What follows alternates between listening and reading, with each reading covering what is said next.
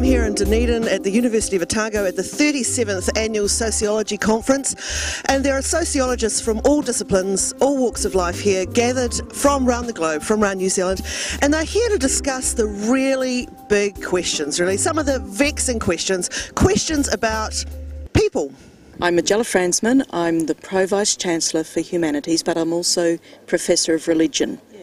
So happy to have something like the Sociology Conference happening at Otago? Oh yeah, absolutely, because I think sociology is sort of the underground of just about every possible discipline I can think of. So for example, in my discipline area, in studies in religion, I'd be lost without sociology, with sociological theory. So I'm not a sociologist, but you know, everyone kind of has a little bit of that in their basket of stuff that they bring to whatever particular area they're studying. I did a study with 30 online daters from Auckland, and one of the things that I found was the ways in which they were presenting themselves and others was in keeping with very typical gender roles. So that's kind of what I'm looking at. I think that there's an idea that online dating would be a bit more, liberating as the internet, is lauded to do for us, but it hasn't been the case in my preliminary findings. So. I'm Robert Aldrich. I'm Professor of European History at the University of Sydney, and one of my specialties is gay history. So I've been invited here to take part in the roundtable on Chris Brickell's terrific new book called Mates and Lovers. Chris's book, how important is that, do you think? I think it's a very important book. It rediscovers a history of gay men in New Zealand, but it also tells us a lot in general about New Zealand's history, about the relationships between the public and private, between the state and society, between morals and behaviour, and in that way it gives much insight into subjects that really extend far past the history and the sociology of sexuality. I think one of the things about the book is that it really tries to get to grips with the texture of the lives of the guys who were in it. So instead of being primarily about politics or about social movements, it's more about social life, the intricacies, the networks of social lives, and the kinds of lives that ordinary people lived in the past. What do you think this is saying about sociology and going into the future? Well, straight away, what you can see from the sessions I just went to, one was about teaching sociology across this nation, and the other one was about helping postgraduates help develop their careers. The obvious thing straight away is the enormous commitment of sociologists to sociology and to the next incoming generation of academics working in sociology. My name is Nikki Hager. I'm here as a speaker tonight at the conference to give a talk about public relations and what, not just a particular public relations campaign, but what having more and more public relations campaigns in the country and more carefully manipulated politics, what it does to a democratic society. I'm from Ahipara in the far north. I whakapapa to Te Rāroa in Ngāti Kahu.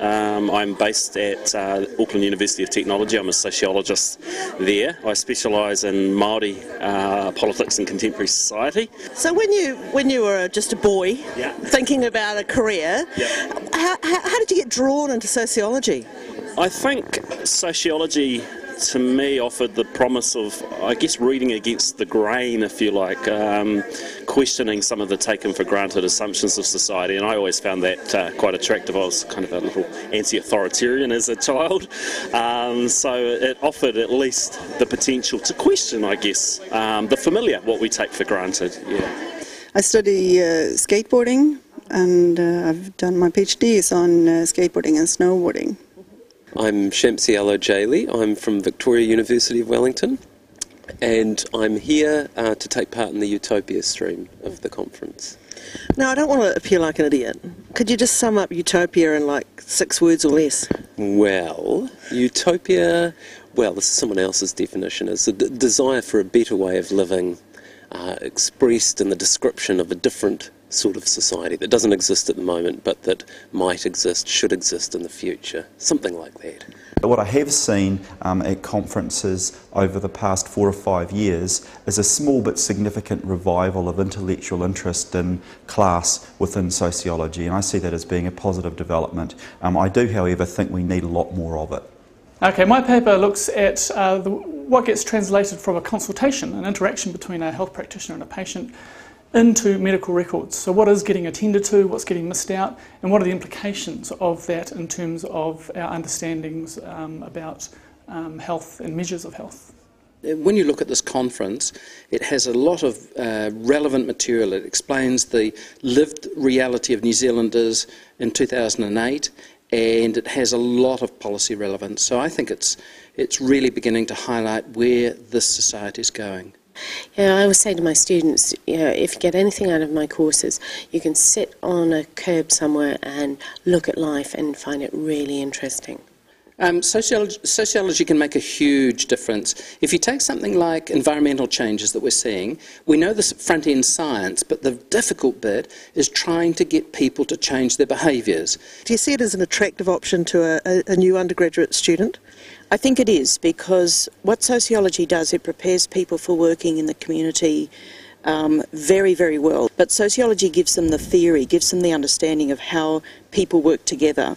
And that's immensely important for people who are just going out there to work in whatever kind of aspect in business or in the community or NGOs or in government. It's a really, really solid basis for that. I mean, I wish I'd done sociology as an undergraduate. It's the one thing I wish I really had done. Yeah.